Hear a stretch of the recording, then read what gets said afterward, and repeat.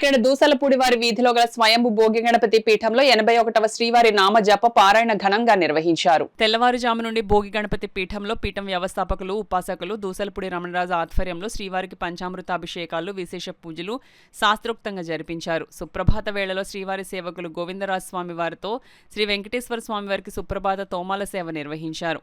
ఈ సందర్భంగా 7 పిండి దీపాలను 7 వారాల పాటు వెలిగించినటువంటి దీపారాధకులకు స్వామివారి యొక్క పసుపు కుంకుమలు అందజేశారు. ఈ సందర్భంగా దూసలపూడి రమణరాజు మాట్లాడుతూ తిరుమల తిరుపతికి వెళ్లిన ప్రతి శ్రీవారి భక్తుల ఆనంద నిలయంలో వెంకటేశ్వర స్వామివారిని దర్శించిన తర్వాత వకుళమాతను దర్శించి కొండ దిగున ఉన్నటువంటి గోవిందరాజ స్వామివారిని దర్శించుకొని ఆరాధన చేసి యాత్రను పూర్తి చేయడం ద్వారా క్షేమస్థైర్య విజయ అభయ ఆయురారోగ్య ఐశ్వర్యాలతో సంకల్ప సిద్ధి పొందుతారని పేర్కొన్నారు. 108 వారాల పాటు జపయజ్ఞ పారాయణం చేయడంతో పాటు 24 మాసాల పాటు చతుర్థి ఉపాసకులతో మాసోత్సవాలు జరుపుతున్నట్లు వెల్లడించారు. కొండ దిగి వచ్చిన తర్వాత కింద గోవిందరాజ స్వామి వారి ఆలయం ఉంటుంది. మరి గోవిందరాజ స్వామి వారి యొక్క దర్శనం చేసుకుని మన ఇంటికి బయలుదేరితేనే మన యొక్క యాత్ర పరిపూర్ణంగా జయప్రదం అవుతుంది. ఆ విధంగా తిరుమల వెళ్లేటువంటి ప్రతి ఒక్కరూ కూడా గోవిందరాజ స్వామి వారి యొక్క దర్శనం చేసుకుని మరి యొక్క యాత్రని మరి యొక్క ఫలప్రదం చేసుకునేటువంటి కార్యక్రమాన్ని అందరూ కూడా నిర్వహించుకోవాలి. ఈ యొక్క జపయజ్ఞ పారాయణలో స్వయంభు శ్రీ భోగి గణపతి స్వామి వారు 2008 జనవరి 14వ తేదీన మకర సంక్రాంతి నాడు ప్రభవించారు.